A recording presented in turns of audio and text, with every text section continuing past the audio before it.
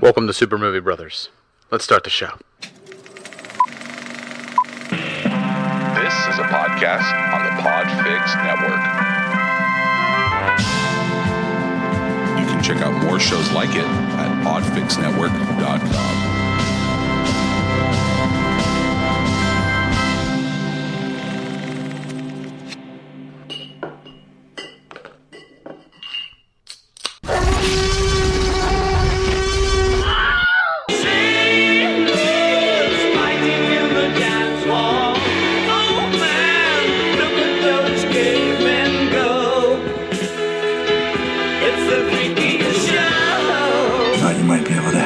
Case.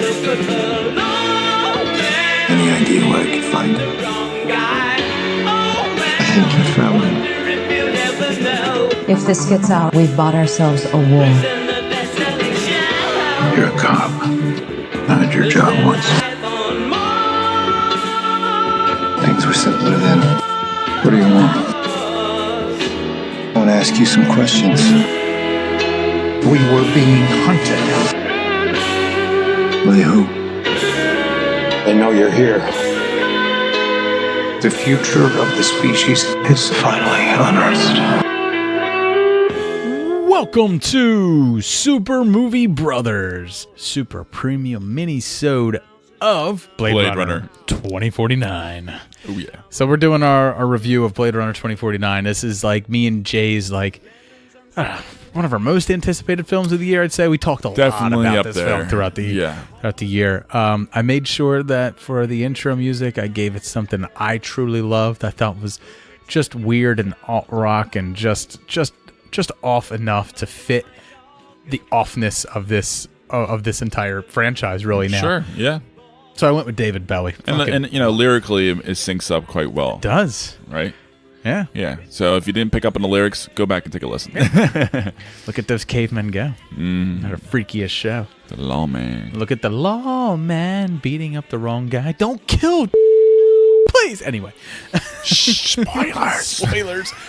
So as always, minor spoiler. So as always, me and Jay are going to break down this film very cryptically and just spoiler-free as possible. Spoiler-free as possible as we can up front, and then we will get deep into just some of the stuff that was specific that we really enjoyed, that we either didn't like, or maybe things that are a little bit Easter eggy that we can talk about as well. So Jay, what are your initial thoughts on this film? Well, let's talk about the theater we saw it in first off. Yes, so for some reason, I did see War of the Planet of the Apes in the Dolby Theater near and you us. raved about it. I did. Loved it. I did. Loved it. I did love it. So much so that you forced me to go see it in this theater for this time because you're like, Dave, it's a revelation. If this theater had a cock, Dave, you would have sucked it. That's the way you sold the Dolby experience to me. I really, really did. And, you know, everything would be fine if it didn't have those fucking vibrating chairs. Oh my God. So this new theater that they just constructed is essentially, they're pushing it pretty hard this year. Didn't know whether to get a boner or be annoyed. It's supposed to be exceptional, you know, screen quality, the sound in particular, obviously, and these vibrating chairs that are supposed to correlate with, I guess, the score, like the bass of the score or something like that. I guess I don't know, but for whatever reason, it didn't bother me in War of the Planet of the Apes. I thought the way when I knew they had vibrating chairs, I thought if there was something like an explosion or a gunshot, exactly, it might vibrate a little bit. But in that's your the thing. chest War area. of the Planet of the Apes mostly used it for that kind of circumstance. The music is so.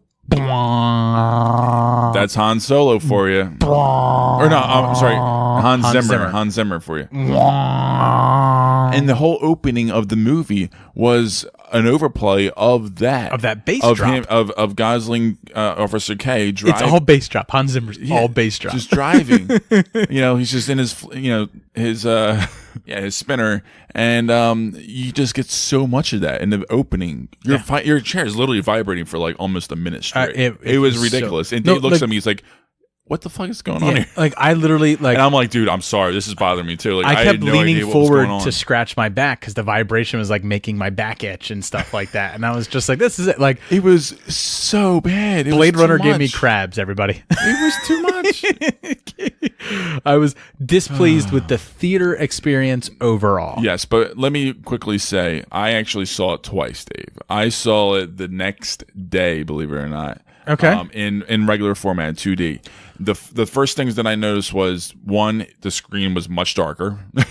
it wasn't as crisp and bright. The Dolby screen, the digital screen that was on. First off, it's larger than a normal screen, but not as large as an IMAX screen. It was noticeable, especially going and watching it the second day. Crystal fucking clear. Right. Like really good. Like really good. So, but to be honest, and the sound was amazing too. But I preferred it. I preferred the darkness? I preferred the darkness, and I preferred, obviously, the non-vibrating chairs. I'll be honest, I really enjoyed watching this movie more the second time in the visual standpoint, which is saying something from... Jay, Dolby Theater is supposed to enhance your movie-going experience. But Jay, isn't that very similar to even just seeing the first one? Like, when you watch the first one, the first time you watch it, you're not really even sure what you just watched. I'm not even talking about in that context. Blade Runner is one of those things that gets better every time you see it. And I think the same will hold true for Blade Runner 2049. But at the same time, this is also coming from somebody who does not like that whole new 4K resolution, super, super high def kind of thing normally. I don't mind it. It just takes me out of it a little bit too much. I like the little bit of that weird movie magic thing that the film, or something on the screen just kind of that has a certain texture. I don't know. I think a movie that's as visual as this should be seen in something that is as clear as that Dolby screen was, just minus the seat vibrations. Right, and I really did enjoy it, and I did. But for some reason, I don't know why. I like the 2D better. It was just for me. But overall, we didn't see it in 3D. Ours wasn't. No, 3D. I know. Thank God. I never will. I'll probably never see another 3D movie in my life if I can help it. So it's the vibrating seats was the only negative of it, and you don't. And apparently, you don't like light. You don't like light. You don't like seeing what's going on in the scene. You prefer darkness. Stop. You like the obscurity. Stop. All right. So overall, I was very happy with this movie. We're gonna go into details later, and ultimately, I still don't know. I feel like they're completely different movies. The original Blade Runner and this movie are standalones, and the Blade Runner 2049 continues onto the world and the story in a great way. But as far as I think that enjoyability, I feel like I kind of enjoyed the first movie better. It has more of that great score and noir feel, and just a simple story, and it has a lot of questions still, and I really enjoyed watching it. This one had a lot of weight. I 100% agree with you. I still think that the original Blade Runner is better. Right. Because the first time you're being introduced into that world, this time you're being introduced into Ryan Gosling character Kay. You're being introduced to Kay's world, or what his role is. His new Blade Runner role. Right. You're being introduced to what his role is in this world. And we'll get to... This is probably going to be a longer spoiler section than it will be an upfront section. We're going to have a short upfront and a longer spoiler section. But I think as far as the world building goes, I think it built upon the world that was already there, and it did a great job of it, and it didn't do it ham-fistedly. I really, really, really enjoyed Kay as a character and the complexity that they added into it. I thought that was... Which was imperative because, well, I mean, this is no spoiler. Complete he is opposite. The main... Right. Star of this film. But complete opposite of how they portrayed Deckard, where, you know, we weren't really quite sure of what Deckard's emotions were. Well, he was kind of a dick. Right. We weren't entirely sure of what his emotions were in Blade Runner.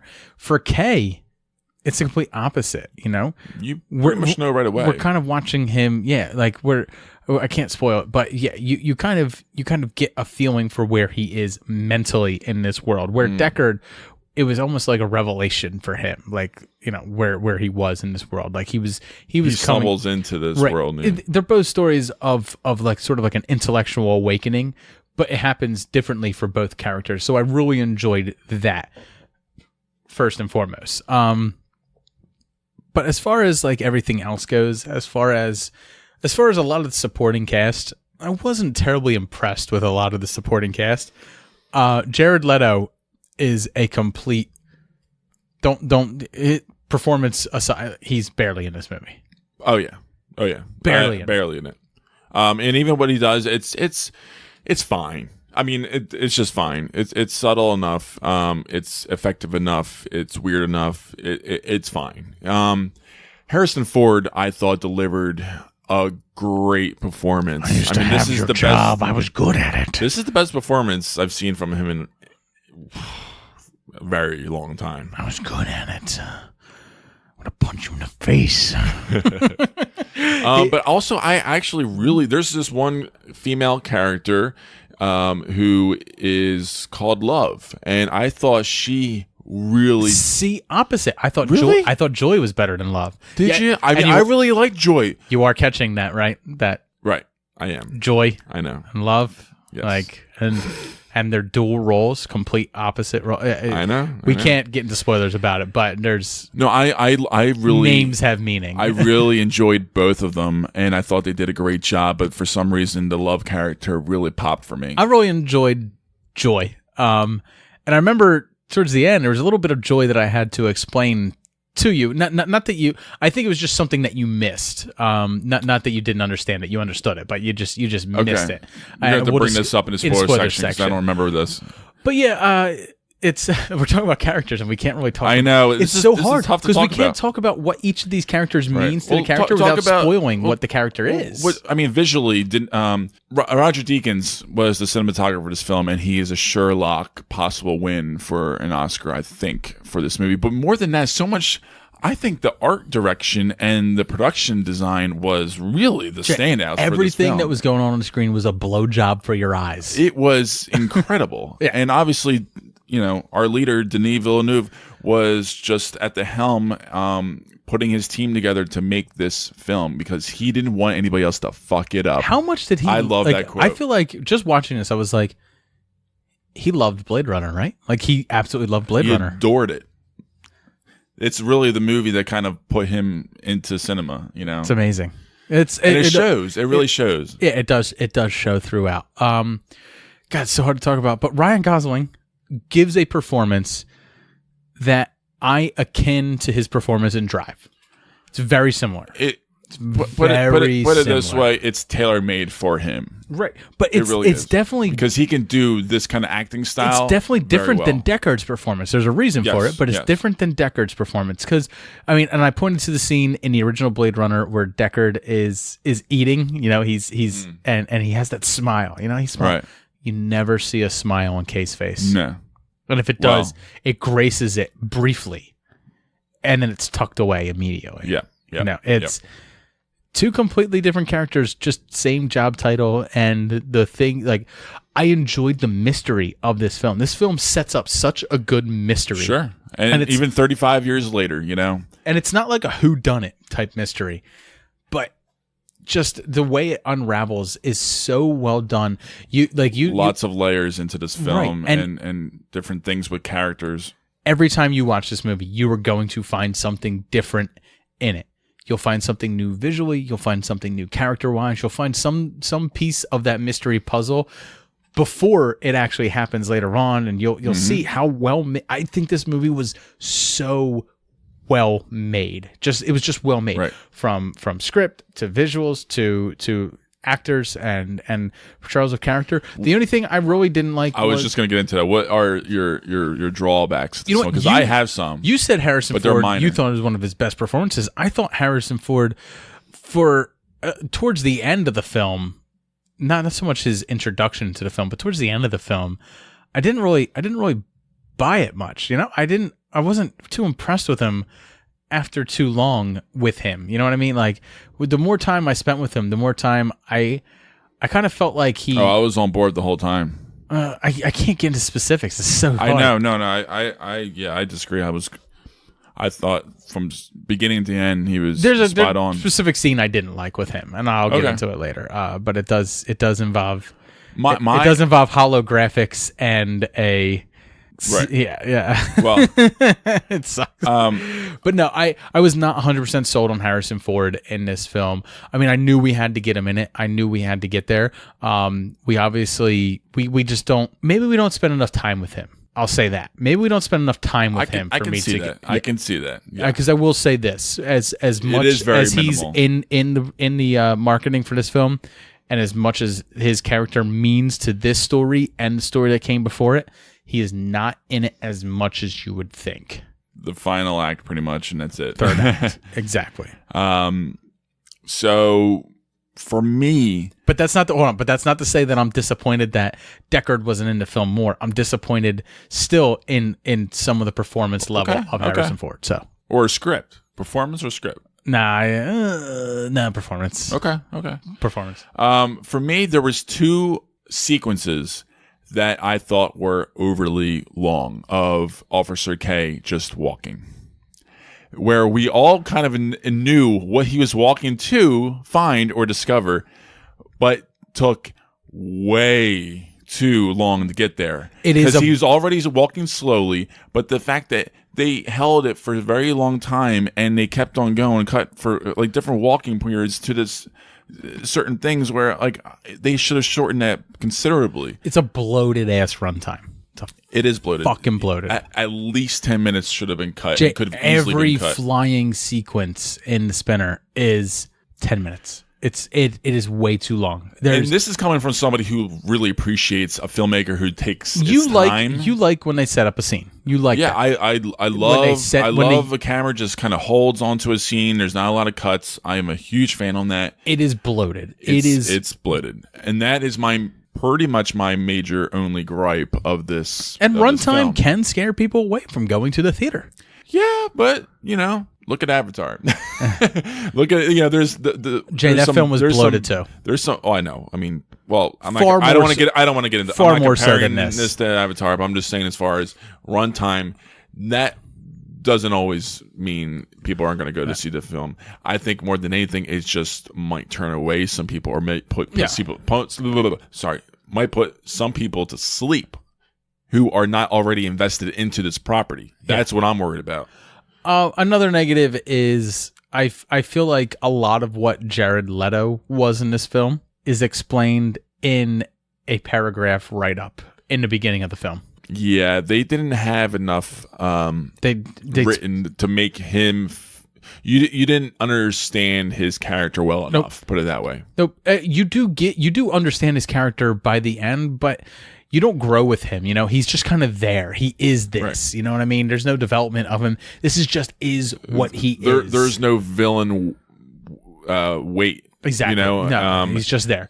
You do feel that villain weight with Love, but you don't feel it with him. And that's probably why I appreciated that character so much, because she did have that in. She's the representation of everything that she's the extension of him. Of everything she does all of the work that he can't him. do because he's blind, and that's no spoiler. And also, there's not many other characters out there. You don't have a scope of a worldwide feeling of this era. Oh, I feel like in the original Blade Runner, you saw a lot more people in the city, and what's an extremely bloated scene? The sex scene. That scene was far too long and underwhelming, because you didn't see tits. Not even so much that they didn't even Don't lie, they had you a wanted kiss. The payoff of tits. I mean, it took so much setup to get to a kiss, and then for them to wake up, and then a quick wake. That was a little cliche. It was I was a little surprised, especially being an R-rated movie and having plenty of nudity already in the movie. I mean, it wasn't even so much that. It just didn't seem right. It didn't seem like maybe they shot it and it didn't work well. It's because of the way you're supposed to feel about Joy that you don't see her nude at that time. And I'm fine with that. The way you're supposed to feel. You will see her nude later, but it's the way you're supposed to feel about her at that time. There's an innocence to her, right? And they didn't want to spoil that. I'm fine but then with that. They shouldn't have spent 10 minutes setting up a sex scene with her, and then that scene just ends. The problem is it felt more awkward than it did feel like you were happy for them. So let's just start wrapping it up so we can get into the spoiler point. We both really enjoyed the world building for the second time around. We both really enjoyed the acting as far as Kay goes. You really enjoyed Harrison Ford. I was so on him. You enjoyed the character of Love. I'm so on that. Jared Leto is not really quite just fine. Yeah, he's of course I did really appreciate Gosling as well. Yeah, I know you appreciated Gosling. Gooey putting it out there for all my gooey fans, gobs of Gosling jizz dripping down your chin. But I mean, I think our big negative for Gummo J loving Gos. Stay tuned. Yeah. God, you're breaking the fourth wall again. People don't know that we record these after our main episode, which means they're hearing references to the main episode. Now they gotta wait a whole week to get it. It's like a behind the scenes featurette, I guess. So. But I think both of our big negative is the bloated runtime. Right. So right. Jay, with all that in mind, gorgeous visuals, great actors, great character development for our main characters, bloated runtime. What kind of score do you got for this shit? I still am conflicted with my grade. It keeps going back between an A and A minus. I love this. I gotta go with A minus because that's really what my gut was. When we came out of the theater, you wanted to talk about our scores so much so. I didn't and know. And I wouldn't tell you. Because I really didn't know.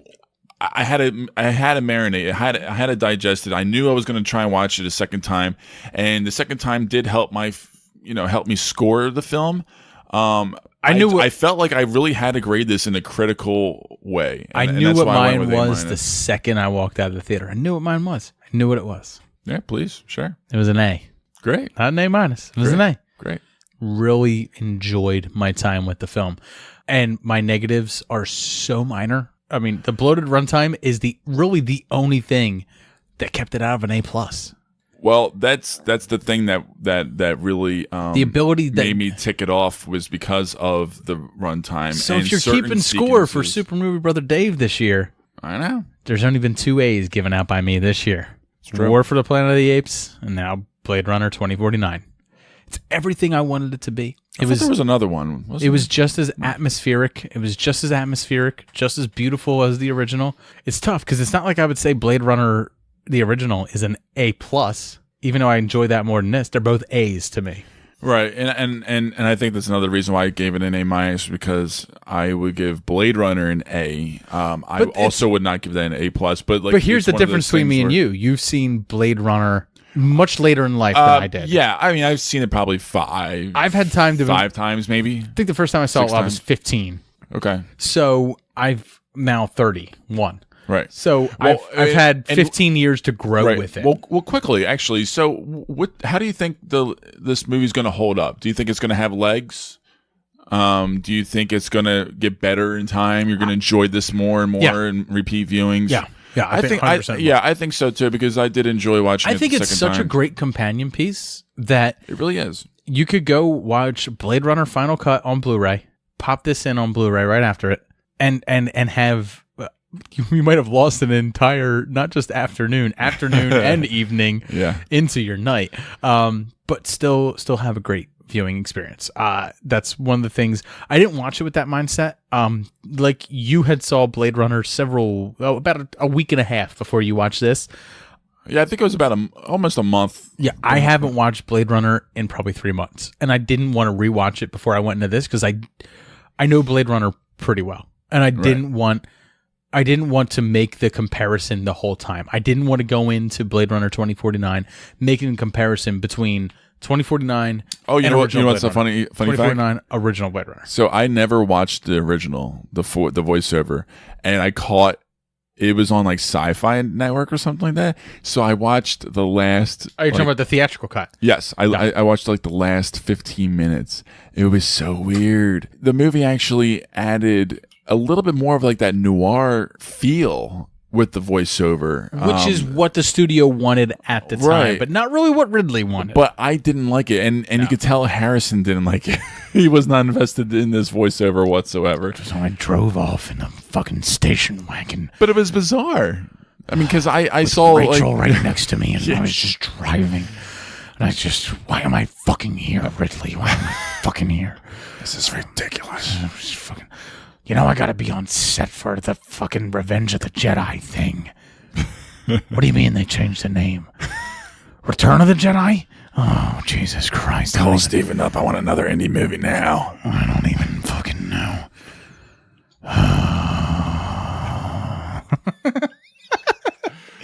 That was amazing. Oh, boy. All right, let's get in that fucking spoiler section now. Spoiler warning. Spoiler warning. Spoiler warning. All right, so welcome to the spoiler section. This is your last chance. We talked about it a little bit. I know we're super cryptic in this review, but if you haven't seen it, I mean, when we talk about spoilers, I mean, to really dissect this film, we're going to have to spoil the shit out of it. So if you haven't seen it, go see it. Come back and then listen from about 20 minutes on forward, and you'll be good. So Jay, one of the major differences in this film is that you had a question in the original one, right? Is Deckard right a replicant? Yes. And that, now one of those things that is something that has built more so over time because of the different cuts of the film. And they kind of change the theatrical cut, the director's cut, the final cut. Final cut is the definitive cut, Ridley Scott's definitive cut. That's what people go to for it. That's the one that raises the majority of the questions about whether Deckard is a replicant or not. In this film, that question hangs over your head for Kay for about 15 minutes. Right. And then you learn that Kay is a replicant. Until about 20 minutes later, and then and then you start you're like, wait a minute, what? And then you find out by the end he's just a replicant. He's just a replicant. But that shows just how powerful replicants are. And I don't mean powerful, just how well made they are. That they're not just artificial intelligence, they're not just flesh and bone that is made in a lab. They feel and react to emotions in the same way that you are. It's only conditioning that makes them different than us. Well, that's what made me appreciate the two major emotional scenes with Officer K. Right. Ryan Gosling. And when he finds out that he thinks that he finds the horse in the furnace, and he finds out that he is in the scene with the girl. That's the second who creates the memory. That's when he really flips out. When he kicks over the chair and he's fuck. He screams fuck. Like he's so mad. He's been lied to his entire life. He's been treated. But not only that, he just doesn't understand anything. He doesn't know. Right. Like he's like literally been conditioned and programmed to just be a yes sir, yes ma'am. Right. Like, well, no, it's not only that. He's Jay. a dog. They reference that in the movie. Like, it's racism. Is what it comes down to. It is racism. It's like he's been treated like less than human his entire life, and he's come to find out that he's not just less than human. He's more than human. He's something. He's the evolution of something new. He is important, and he's been treated like shit his entire life. And then later on, that's ripped from him. Yeah, absolutely. But he still has the character development. Actually, that's another one of the things that I disliked. You didn't get to see his reaction from that. It was all in shadow. Yes, you did. He walked away from it, Jay. We explained. He walked away from it, and he was like, "Fuck this!" And is that when and then he saw Joy in the hologram? Saw Joy, and he saw how fake Joy was, and he goes and he had a real human emotion where he was like, he felt for someone. He felt empathy, Jay. Which is the most human thing you can feel. And he wasn't selfish. Right. Anything can be selfish. A lion kills to survive, but feeling empathy is the most human thing that you can do. He felt empathy. And he also made a for choice. Deckard, and he felt empathy for the girl in the bubble who was Deckard's daughter. He made a choice not to kill Deckard. Right. He made a choice. I mean, we're jumping way in the final part of the movie now, but it's a spoiler. I know. So if you're listening to this, you already know exactly what's going on. So you understand where we're at in the story. But yeah, that was really powerful, and that was a beautiful scene too. That's the thing, but that was the point where you were like, I don't really get what happened, and I said like that was Joy, but it was Joy, and she was pink with blue hair, and it was the same actress that played his Joy, but his Joy felt so much more real to him because it was his Joy. I knew that was Joy, right? But it was that moment that he realized that the fakeness of joy is the same way that people feel about replicants. At first I missed that part, yeah. And he immediately felt something for someone else. He had empathy, and empathy didn't exist for him until that point. So in a way, he did transcend. And also, he did become more, losing joy, you know? And even the end when, big fucking spoiler, when Kay lays down and dies, the thing he was told just before he went to go save Deckard was that to die for a cause as big as this is to die human. Yeah. It's the most human thing you can do is to die for a cause.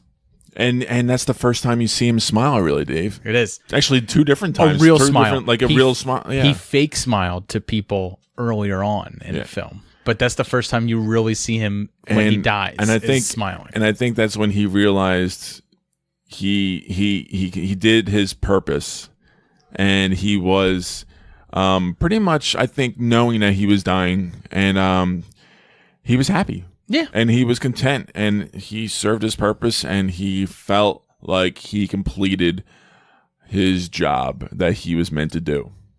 And he was, brought up to be an LAPD Blade Runner. A yes man, yes ma'am, yes sir, yes sir. Walking down the halls, bowing down almost to, other human police officers, verbally degrading him because he's a skin job. Fucking skin job. Fucking skin job. Fuck you fucking dog. I mean, they even fucking tagged his apartment door. I love that scene where he keeps lowering his head every time someone even looks him in the eye. He's sure enough. That was a brilliant way to start off the movie, so you understand his character more. Little nuances, lots of little nuances in this film, sprinkled throughout, to help you understand and empathize with Officer K. I mean, Gosling, he was the main guy. He's always on screen throughout the whole movie, pretty much. So you really had to follow him and be on board with his journey. Let's just start off with the beginning. I thought really, Dave Bautista, I just, were you impressed? I really loved seeing him on screen. I was impressed with him. Like, not just acting wise. Like, you just had this, you just like understood him or somehow. I felt like I wanted to see more. His physical presence was great. But like just seeing him, it like matched all his emotional and presence. his little glasses. But if you remember, nuances. like, he kind of drops a line that's a lot like, "This is worth dying for. The secret I'm holding is worth dying for." Have you ever seen A Miracle? Right, it's worth dying overlays for. Throughout the whole film, which completely is and that's exactly the way Kay feels. It's Kay is a replicant killing a replicant, and then having, like I said, empathy for what that replicant died for every replicant that's ever lived, for Deckard himself. And I'll be 100% honest with you. Me and Jay can debate back and forth about this. You still do not know whether Deckard is a replicant or not. It's not explicitly said throughout this film. It's 100% left to question still. We actually, after the movie, talked about that quite a bit, and yeah, we definitely kind of came to the conclusion. There's a great scene where Jared Leto has Deckard captured, and he's looking at him, and he said, "God, do you remember the first time you saw her? It was love, or it was a mathematical coincidence. It was a mathematical certainty that you were made to be there and to follow everything that happened, to be there at that time, to be a perfect match for her." Right. And to do the thing that you did to create a child. So it should be said. I know we're talking about spoilers, so if you're with us on this, you already know all this. But if you're one of those people that doesn't care about being spoiled, the entire crux of the film is that Deckard and Rachel had a child. A replicant gave birth, which means exponential possibilities for Jared Leto's corporation. Sure, and mankind. Right. It also means that replicants are more than just skin jobs. Right. That's what the replicants actually are. So it is actually a rebellion. It is actually Kay's job, Ryan Gosling's job, to hunt down this child and kill it. to make sure and cover everything else up so that it doesn't come out. And that's the mystery that leads him to Deckard, because it's Deckard's child. Now, what we still don't know, like I said, is that whether Deckard is a replicant or not. But in that scene, Jared Leto throws... Well, think about it, people. Jared Leto gives you answers and then throws shade. Yeah. Answers and then throws shade. It's amazing. I mean, well, we talked about this. Like, well, so what is it exactly? Can a human impregnate a replicant, or can a replicant impregnate another replicant? I think it's more interesting if a replicant can impregnate another replicant. It might be more interesting, but it doesn't. The fact is, it doesn't matter. Well, you're right. I mean, either way, creating either life, way, it's the whole point. Half hybrid replicant. Jay, the whole point of the film is that the creation of life is the miracle, whether it's biological or whether it is creating it in a lab. It's still magical. The replicants are just as much human as the humans are, if not more so, because they have been deprived living. And so everybody wants to either stop this from being find it out. And so Wallace Jared Leto's character wants to find this child, so essentially he can just study it and duplicate the possibilities of because if replicants can breed with other replicants and make replicants, it means he can continue production of replicants, but they will exponentially exceed themselves, which means his product is self-replicating. He can sell more of them. It's a complete business move. It's the only reason he wants it is so that he can sell more replicants, because now he can sell you a replicant woman. And it's like that one can give birth, and you can have generations of replicants. Right. But at that point, and when they're creating life, they're human at that point.